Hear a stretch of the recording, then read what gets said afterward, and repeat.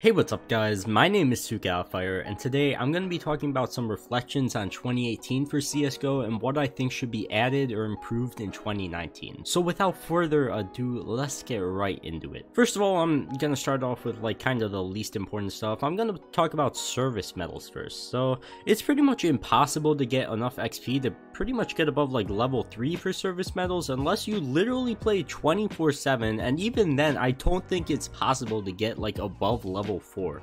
I've never seen across however long service medals have been in the game somebody above level 3, and even then I imagine you just have to play so much to get to that level.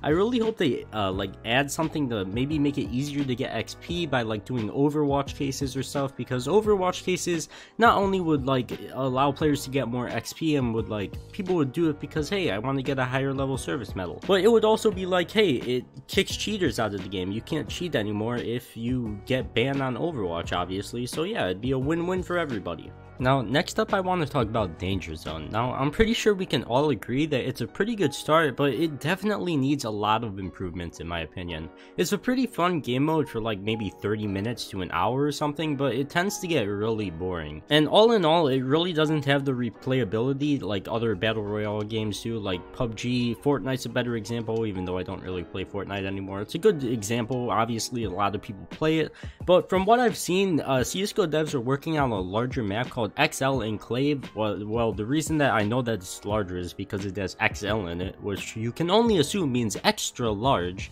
and I pretty much think that's exactly what this game mode needs: a larger map, maybe a few more players, but I don't think this needs to be a 100-player battle royale. It's pretty good as it is, just could use some few buffing out and stuff like that, maybe a few adjustments to drones and things like that. Drones, I understand why they made them how they are, but the risk of getting a drone towards endgame, even if you have really low ammo or something, the risk to reward really isn't that good, because it pretty much gives away exactly your location. Maybe if they made them a bit more silent or faster to get to you, then I don't know, maybe so people couldn't track you exactly where you are. But in my opinion, I know why they did it, but I feel it's just not a win for the player if they order a drone towards endgame or even at the beginning, because it could just very easily rat out your location. And next up, I'm pretty sure we all agree that this is a lost cause, but I'm gonna talk about the 7-day trade hold. I don't even know how many months it's been since this was pretty much implemented at this point, but I'm pretty sure we can all agree that there's practically no scam gambling sites anymore. There's Skin Hub was a bit of a problem, but I think everybody's gone with them, and that wasn't CSGO related, they just had their own issues. And although it may have hurt the economy a lot, I think that not having any sketchy gambling sites anymore is a huge win for CSGO devs, and not also devs but also the players. So many people were being scammed because of this, and so many kids were just going on gambling sites and just betting away with their mom's credit card. Now they migrated to Fortnite to spend their mom's credit card on V-Bucks, but anyway, I think it's a win for CSGO devs, win for the players. Now nobody's wasting their money on gambling, and skins aren't that hype anymore, and I think it's a really big plus. Next up, I'm going to actually talk about cheaters. Now this is, well, for some people, they think it's a really big problem in CSGO, and I partially agree, especially in community servers. I feel there is a lot of cheaters and they're pretty much unplayable, but CSGO devs actually added a command that allows server owners to only allow Prime users into the server, and I think that's a really good thing that they added that, and I hope in 2019 all server owners will actually convert to this, although it may, the server owners may make a bit less money, because servers run on ads. That's how they run their servers. They make money from the ads and then they keep the servers running. It's like my YouTube career, except I don't make money from ads. I make 2 cents a day. Get it, boys, let's get that bread.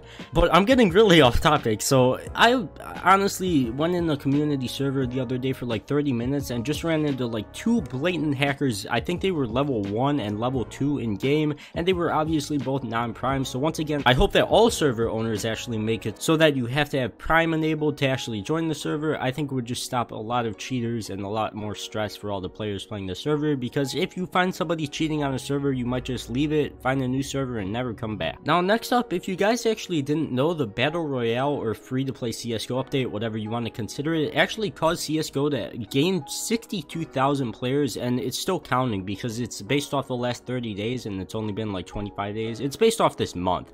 So this is actually the largest growth growth we've ever seen in a month for CSGO, and the month isn't even over yet. So whether or not this is largely based on CSGO becoming free to play or not, which I assume it is, but Danger Zone could also have a big effect on that, I think we can all agree that the devs need to consistently add content to the game which keeps it from getting stale, such as the Danger Zone mode, which was a huge plus for CSGO. A lot of people liked it, but it is getting a bit stale, I think we can all agree, and I think they need to add a lot more content to it, make it a lot more exciting like the other Battle Royale games like Fortnite, PUBG, stuff like that. And I also think they need to make a lot of changes to matchmaking, which I'll get into more in a bit, and maybe add some new game modes or a new operation, which everybody always seems to enjoy. And the new operation could have stuff like temporary game modes that you could enjoy with friends, which would be amazing for new players. Just get the game for free, maybe get a new operation pass, have some fun with some friends, and then yeah, you get like some cool skins, maybe the new case, the new operation case, which would be nice.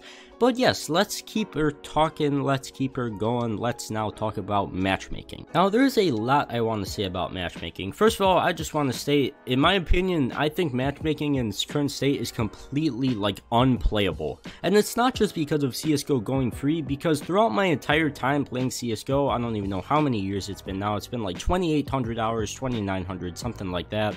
Matchmaking has always been absolutely horrendous. Games are completely unbalanced, Smurfs on one team, while the other one always has players with like 100 hours that barely even know how to left click. Those players are usually on my team, of course, hahaha. But I feel like something that may actually fix this is implementing seasons in CSGO, or at least an actual reason to play matchmaking, because technically once you reach global, even if you even care about reaching global, there's no real reason to play it. The reason I say they should implement seasons is so that people can consistently come back to the game and maybe try and earn rewards for like getting a high rank at the season or something like that. Maybe I think games like Overwatch do this, and I think Rainbow Six does this. Like if you reach diamond, you get like a cool diamond skin. But yeah, adding an incentive would be really nice, because maybe you could get, as I said before, like a season spray or something. Like I think Overwatch does this, and I think it would just really help add more players to CSGO and keep players coming back. But you guys probably have better ideas than me, so feel free to comment any ideas you have that like CSGO devs should maybe add if they did add seasons. Like maybe you think they should add skins or like sprays or something. But anyway, I feel like once you reach global, there should be something more you should be able to do, such as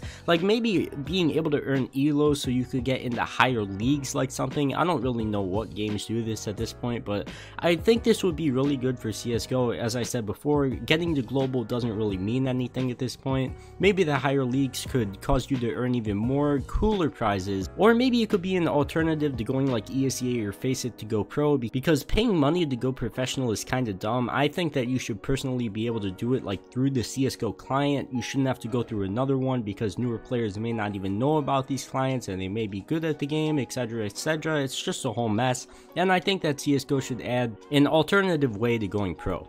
Next up, I want to talk about CSGO Overwatch, not the other game Overwatch. I want to talk about CSGO Overwatch. So the thing in CSGO is pretty much something that not a lot of people use, and as I said before relating to XP, I think giving players more XP for doing Overwatch cases and catching cheaters would be a huge win for both players and devs. You're literally giving your community like an incentive to catch cheaters for you for free, and you're rewarding them to do it. There's no negatives that would come along with this. It would be amazing for devs and players. So with CSGO becoming free in the recent like big update, I think it's apparent that they're trying to make the game more casual friendly, and as I said before, I think that adding operations with new game modes and maybe even new maps rotating into the map pool frequently would really help with this, making the game more casual. Also, replacing the actual casual game mode in CSGO with unranked 5v5s would be a really nice solution for newer players that don't want to like risk their actual competitive rank by deranking by playing competitive, and they want to get better at the game and they just don't want to derank because they aren't like good enough to play competitive.